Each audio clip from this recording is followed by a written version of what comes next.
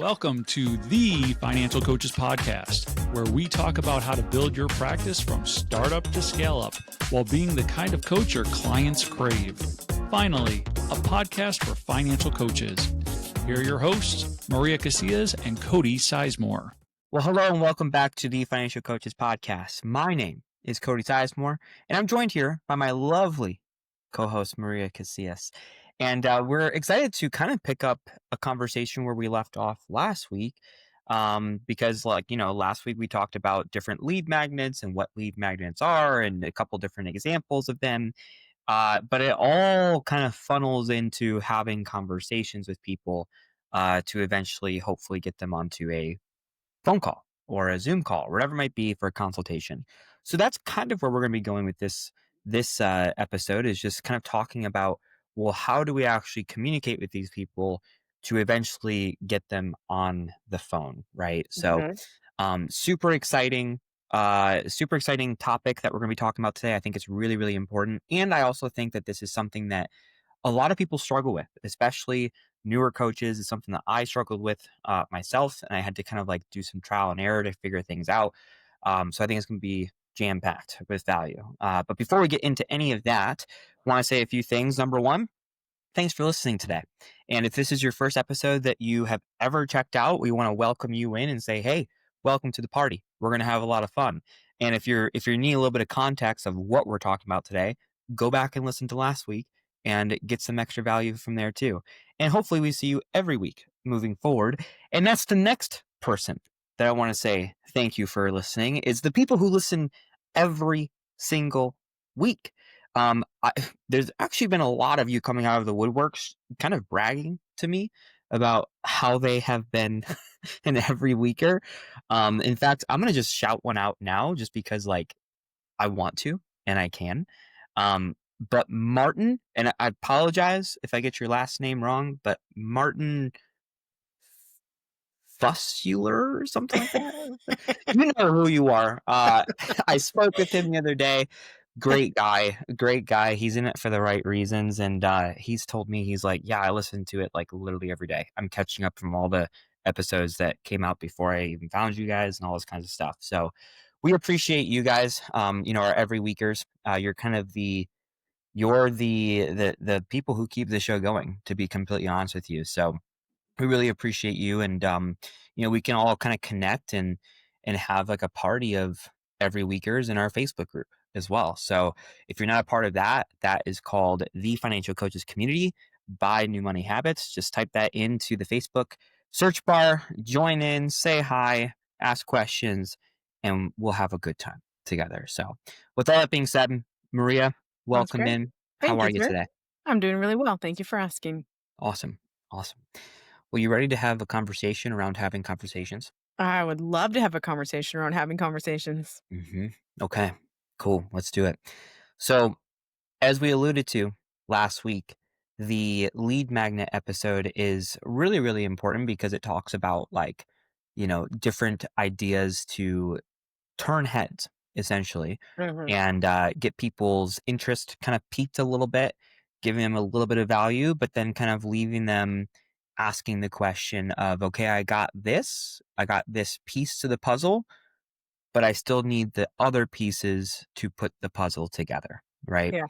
And that's where we come in as coaches. So before we go into it any super deeply, I'm kind of curious around what your overall thoughts are on this type of approach, the pros of it, maybe even some things where it's you've seen where people have fallen short in this kind of thing. But I'm just kind of curious on your end, what's kind of going through your head? And when you're asking about the approach, you mean just using lead magnets in general? Using them in the sense of not just letting it die after the lead magnet is in their inbox. Gotcha. So using the conversation as the approach is what you mean. Okay. Well, I think that that's going to be one of the more effective approaches for sure, because I think that people do business with people that they know, like, and trust. And we've heard that a lot before. But I think that is actually going to take some time, for somebody, especially if they're not family, they're not friends, they're basically strangers. And in this world of social media, we are quote unquote friends with a lot of strangers, but they're not going to necessarily just jump into business with somebody who they're not really familiar with. So I think Mhm. that conversations is one of the ways that we can build that relationship and build that trust.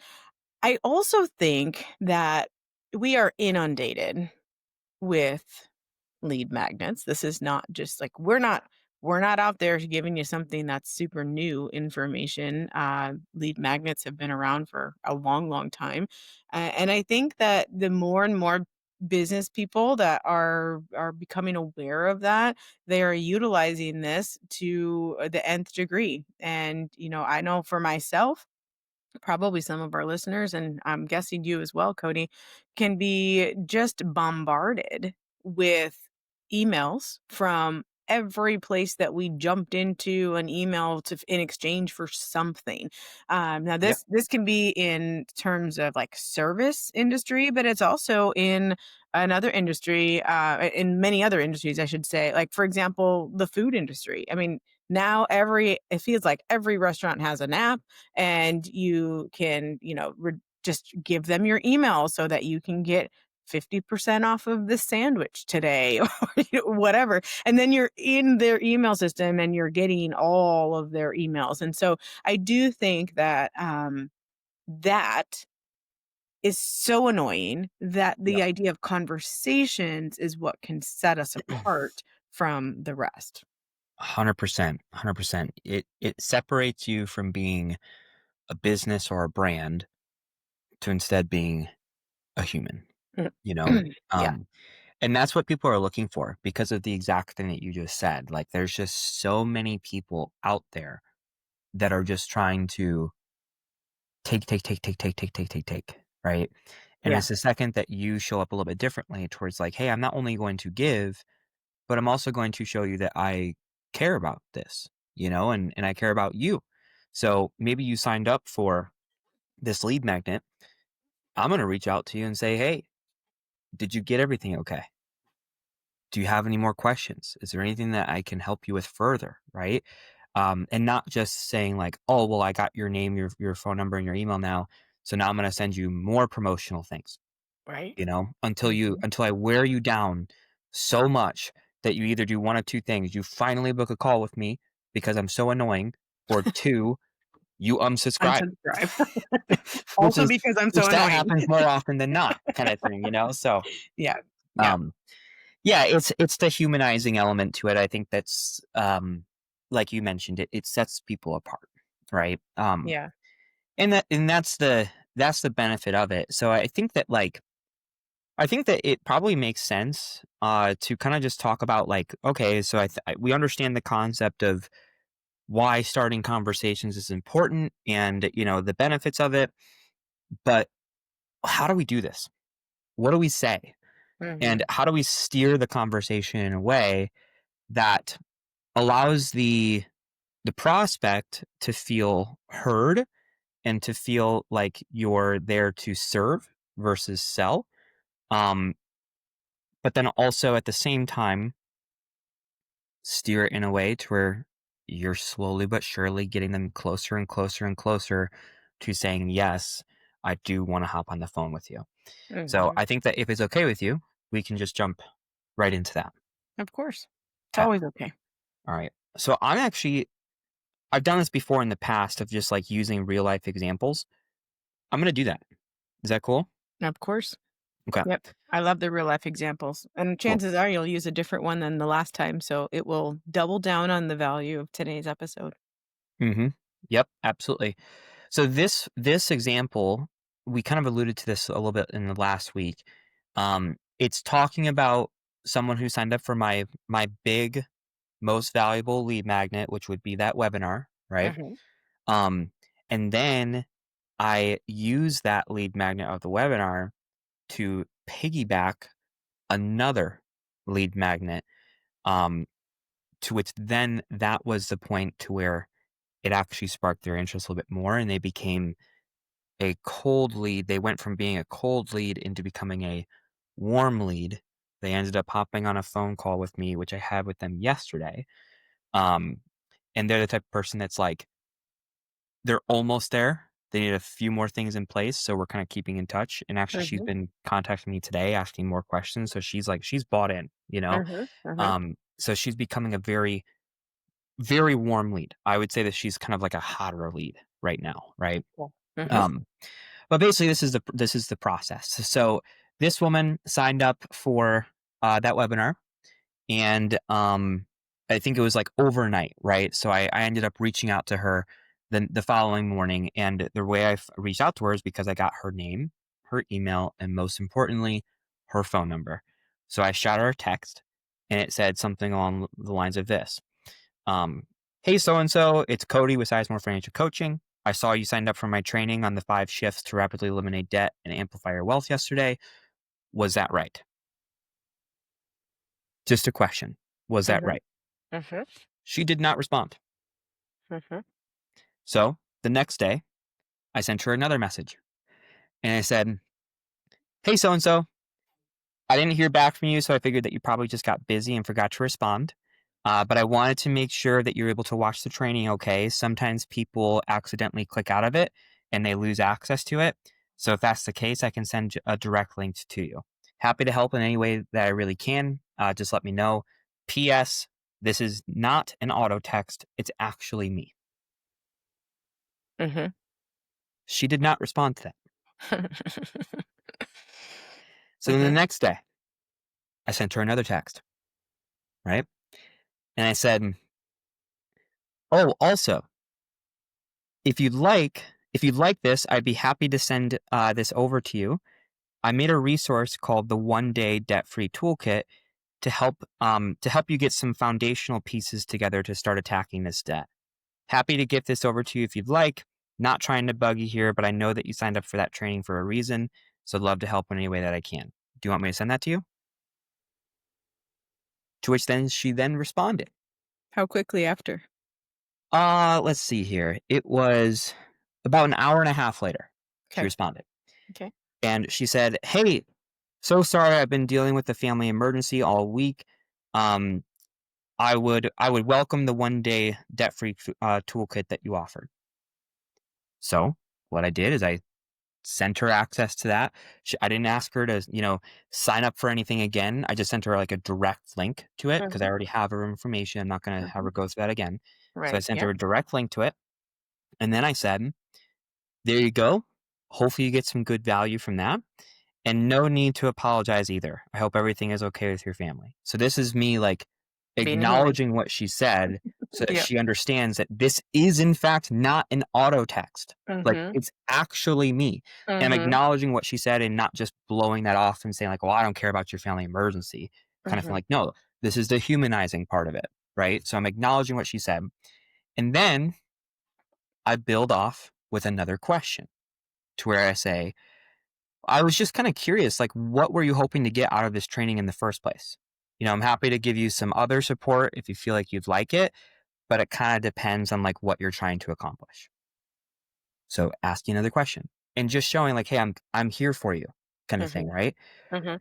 To which then she responded and she said, I'll kind of keep it relatively brief, but she said, "Hey, debt elimination, saving for retirement, learning how to build passive income to replace a W-2. Figuring out why we're always in a pay down debt phase that's never ending. So your take on the money psychology really piqued my interest. We're in our mid to late 50s, and our whole financial journey has always been a feast or famine loop. Just searching for small ways to change that." So now she's actually like she's telling me, Mhm. Mhm. like Mhm. she's opening up to me now because again, I didn't give up on her. I acknowledged her for what she had going on in her family.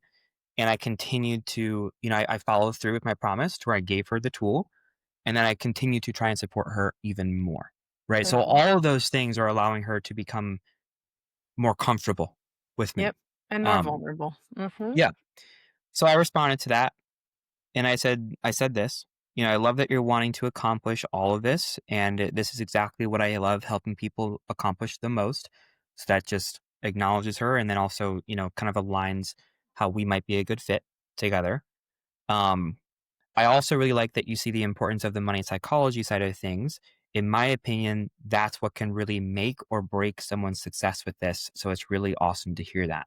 So by saying that, what I'm basically saying is like I'm acknowledging her for her insight around that topic, the money psychology side. And I'm basically saying like, hey, if you don't figure this out, that it can be the one thing that can hold you back. Mm-hmm. And I can be the person that can help with that. So you're kind of like, lining up your authority with Mm-hmm. that, right? Mm-hmm. I went on to further say that training and toolkit are great places to start, but they're pretty generalized, which is true. If you'd like, I'd be happy to try and help you a bit more specifically. I'd really just need to ask a couple questions around your numbers so I have a bit of a better understanding of what you have going on. Would you like me to send those couple of questions over? So again, continuing to say, hey, I'm here. Let me Mm-hmm. serve you, right? It's all around let me serve you. Let me serve you. But I'm also getting a little bit closer. Yep. I'm not asking her to hop on a call right now. I'm just getting a little bit more information from her and just a little bit more specific, right? Yep. Not only that, but I'm just gonna pause for a second. Mhm. That you are not just doing that, but you are also basically asking for permission before bombarding her with the next steps. For sure. For That's sure. Yeah, it's a respect thing, you mm-hmm. know? So she responded and she said, yes, I'm fine with the questions. So I sent her the questions. I said, awesome. Here they are. Nothing too crazy. Prefacing that it's not that big of a deal, right? Mm-hmm. And I asked her Mm-hmm. 4 questions. How much debt do you have? What are your payments on the debt? Um, what's your monthly income? And what's your monthly mortgage payment? That's it.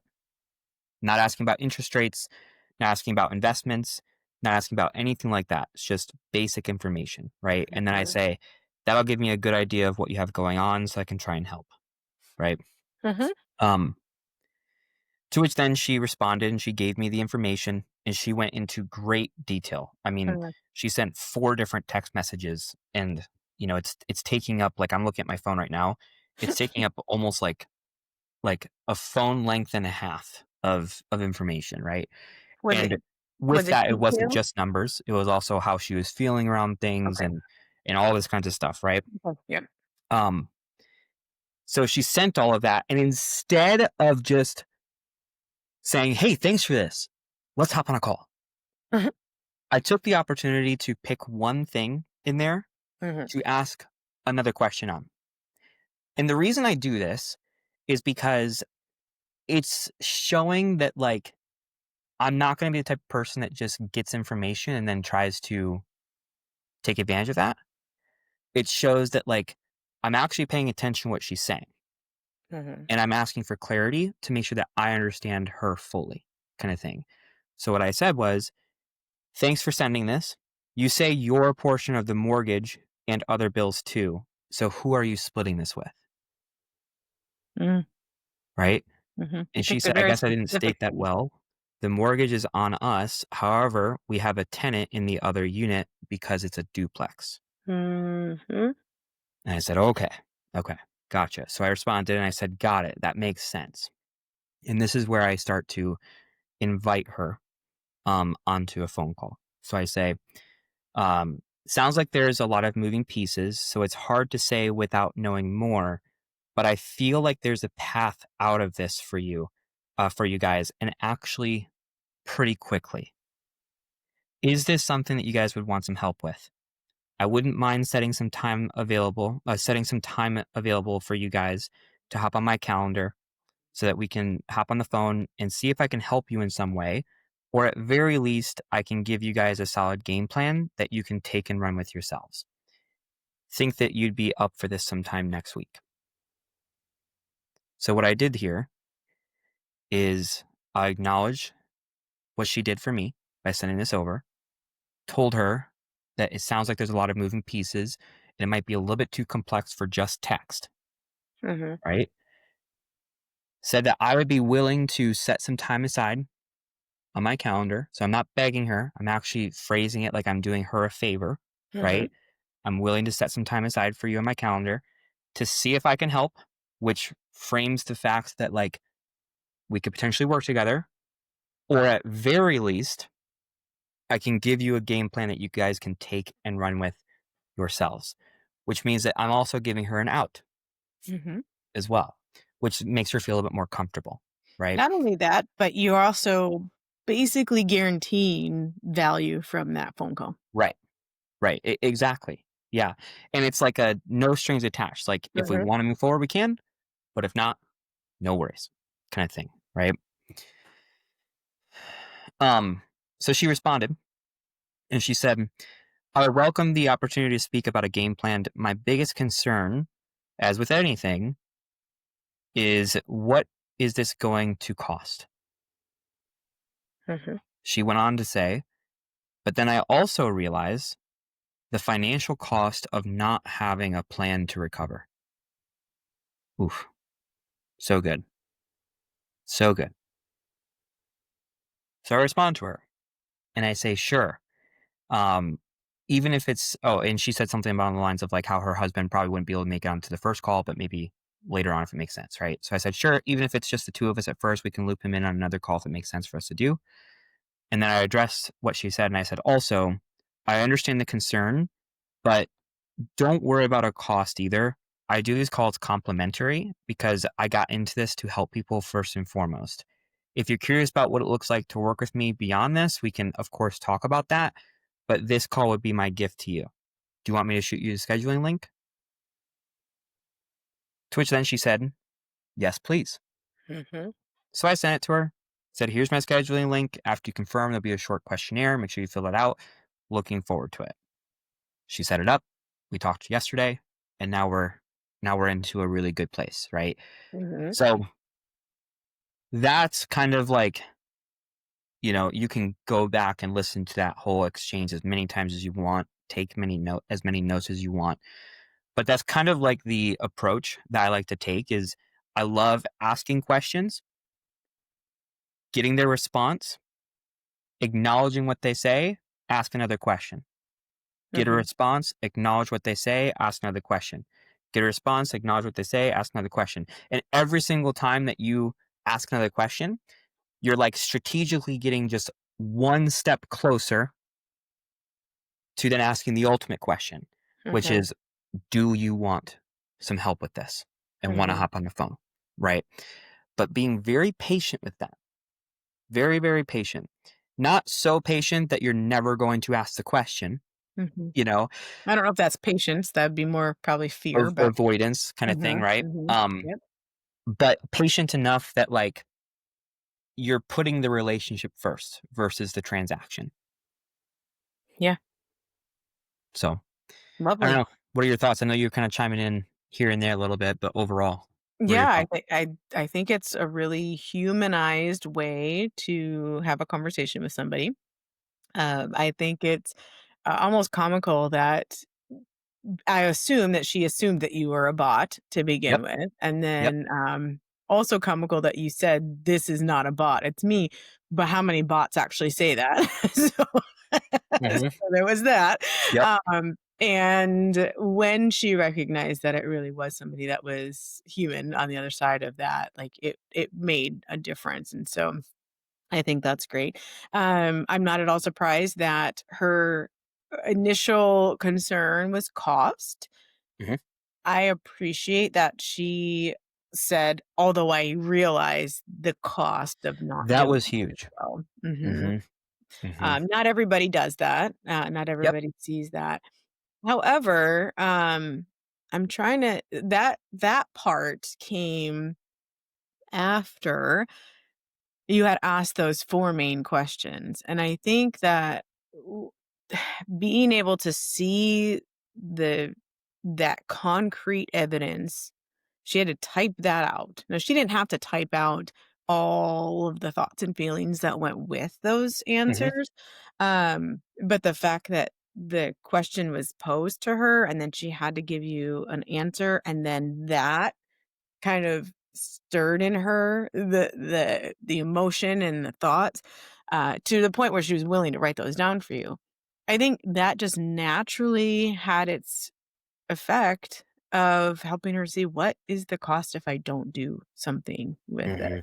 Mhm. So I'm not saying that that is something that every single client is going to recognize, but I think that just the process, the order of operations, if you will, that you took with this exchange helped to position that in a way that had her go, "Oh crap! If I don't do this, something's gonna go awry." Yeah. So that's I'm gonna say that. I do have another observation, but before I give you that observation, was there anything that you wanted to say back to me? Um, yeah, there was one. So I think that a big part of that, what you just said around like her recognizing that. I don't want to say that this is the reason, but I would say that it definitely helps with Mm, it. Is it goes back to me acknowledging what she said around like the money psychology side of mhm, things and mhm. acknowledging her for that. And then doubling down and saying, in If my you don't do opinion, that. what I've Mm. noticed is that this can be the make or break, Yeah. right? Yeah, you're And right, you're right. that Mhm. played a part in it Yep, for yep, sure. absolutely. I think you're absolutely correct. The other observation that I had, and this is just a very surface observation, is that she's definitely older than your typical demographic.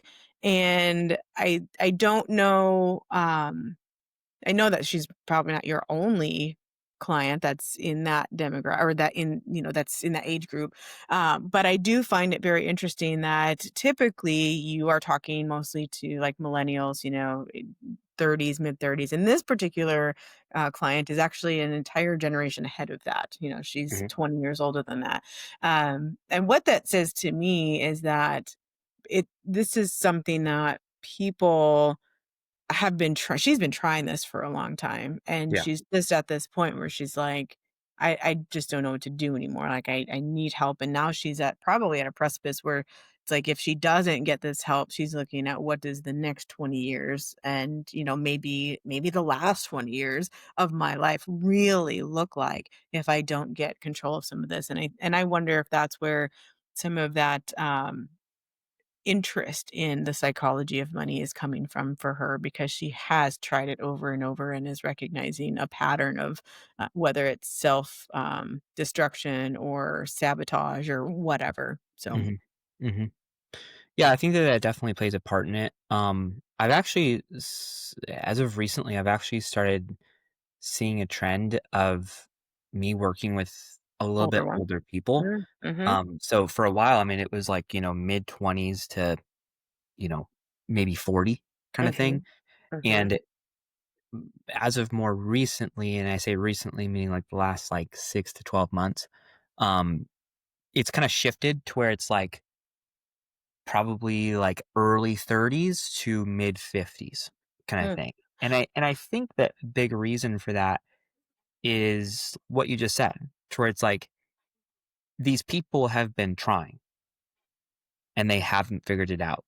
And now they're looking at like, okay, well, this whole idea of retirement is 10, 15 years away, and I have all these things I have to figure out. Mm-hmm. So there's a sense of urgency kind of going Mm-hmm. on. Mm-hmm. And I think that they're more open to different ways Mm-hmm. than what they've tried before. Yeah, and this is just me spitballing here, because I've watched you morph from the beginning until now.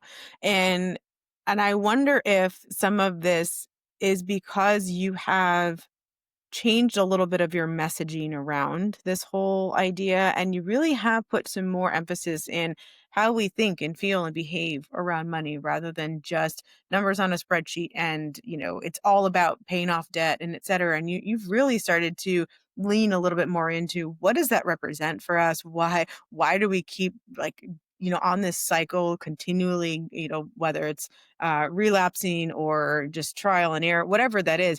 And I'm wondering if some of your messaging and just how you show up with and for people has changed in such a way that it's actually attracting people at a different stage of life, regardless of their age, but Okay. just at that different stage, like they've tried this already and now they're like, okay, something else has to give. Yeah. I think it's definitely part of it for sure. How much, I don't know, but definitely part of it. Also, you keep Yep. getting older, so your clientele maybe keep Yeah, getting that's older. also true. That's also true. Yeah. I'm turning 32 in this week. Can you believe it? Yeah, you are such Crazy. an old fart. I You know. really are. I threw my Yeah. back out this year. Crazy. I mean, a week after that, I turned 47. So, Yeah. Well, I'm definitely closer to your new clients age group than you are for sure.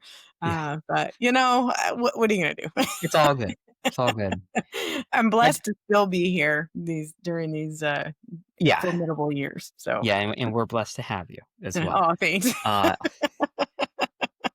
I do want Anyway, to I do wanna make one point here, and I think that this is, like, the main point, is so I even wanted to, like, have this conversation today.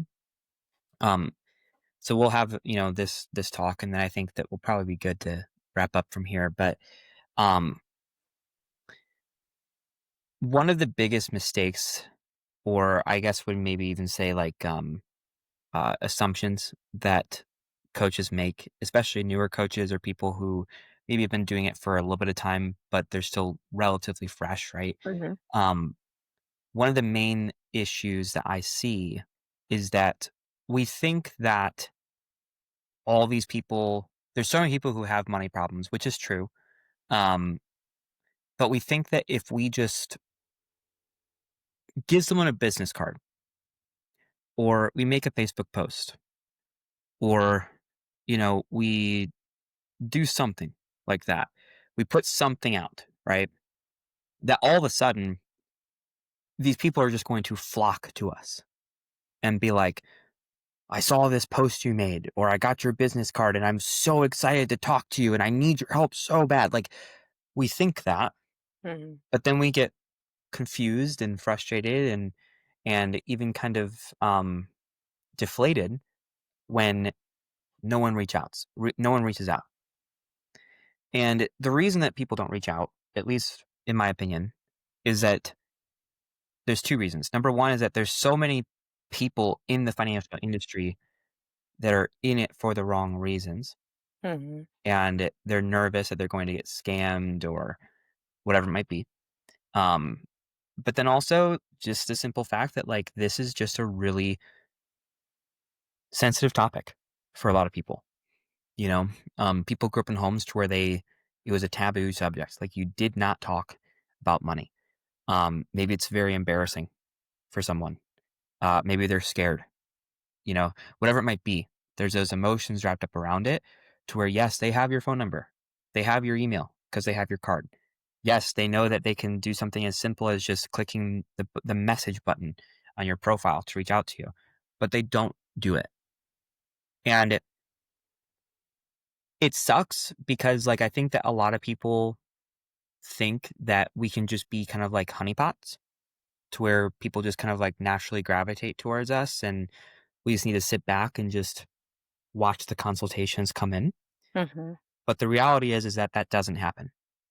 And in this industry in particular, we really need to push ourselves to pull in these prospects, you know, to take that extra step and to reach out to these people, to have these conversations. And even in a situation like this one with this woman that we walked through, I didn't reach out just once.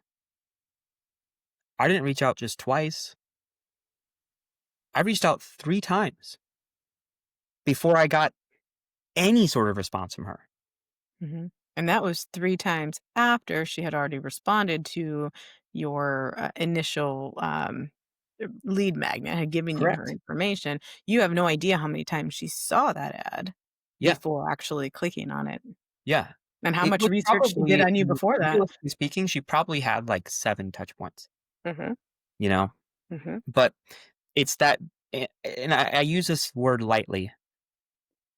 It's the relentless approach, to where it's like, you're not being relentless in the way that you're, punishing someone by mhm, reaching out to them over and over and over and over and over. I mean, obviously you should know when you should stop reaching out to someone, right? yeah. Um, if they haven't responded to you, which happens to me all the time, by the way. There's plenty of people who just never respond, and that's okay. I know when to stop. But there's also that a relentless approach of like, I'm not going to give up on you because I understand that there are people in this industry that are not in it for the right reasons. I understand that you might have a bad experience with someone in the past. I understand that this might be embarrassing for you. I understand that this might be scary for you. I understand, but I'm not going to give up on you just because you don't respond to me one time. Hmm. So It's a having that loving relentless persistence. act of like not giving up on them, serving them, caring about them, and putting your foot forward versus waiting for them to take that first step, I think is the most important thing. And quite frankly, if you make that one shift, if you just do that one shift, you can build as many lead magnets as you want. You can create the best curriculum that you want. You can have the best marketing that you want. But if you make that one shift of just reaching out to people and pushing yourself to pull these people in, I guarantee you that your practice is going to skyrocket. I guarantee you, as compared to where it may be right here, right now, in this day of you listening to this episode. So that's the big reason so I wanted to do this, is because it can be the one thing that changes everything for Yeah. you, for your practice, and for the people that you serve. Yeah. People like to be led, and you are taking the lead when you do all of the things that Cody just said. Um, you are doing that in a loving way. I threw in the words, loving persistence when you were talking about being relentless. Hmm. Yeah. The people like that. They wanna know that, if you're willing to be persistent now, even when they push back, and this all just goes back to the psychology of everything, right? Even when they're either resisting you or flat out telling you, "No, I'm not ready for that," but you are continuing to be lovingly persistent, then they'll know that even when they fall, even when, they come up against hard things when they're working with you, that you'll still be there and you'll still lead them in the direction that they're asking you to do, that is in Hmm. their best interest. And I think that really is sort of the overlaying, psychology, if you will, of all of this. I'm reminded as a parent of when our kids push us. They push us to see how far they can go. At what point do I lose my mom's love? Hmm. How bad can I be before she gets mad at me or before she stops loving me, right? And so it's kind of like that, only on a not quite so intimate level. But they're kind of testing, whether consciously or subconsciously, what is this dude's motive? How far can I push him? And when I fall, because I will falter, like we're human beings. So when I do that, how will this particular coach react with me and interact with me? And I think that that's really what you're kind of showing them in that tug of war, if you will, that pull and push before you even start working with them. That's what you're setting up. So I really appreciate, Cody, that you have said, go out and reach out, like be that person who's leading that process to start it and help them recognize, pull them back in, I think is how you said it as Hmm. well. So Hmm. yeah, I'm really glad that you decided to kind of cap this episode with that, because it really is the big takeaway. Yeah, for sure.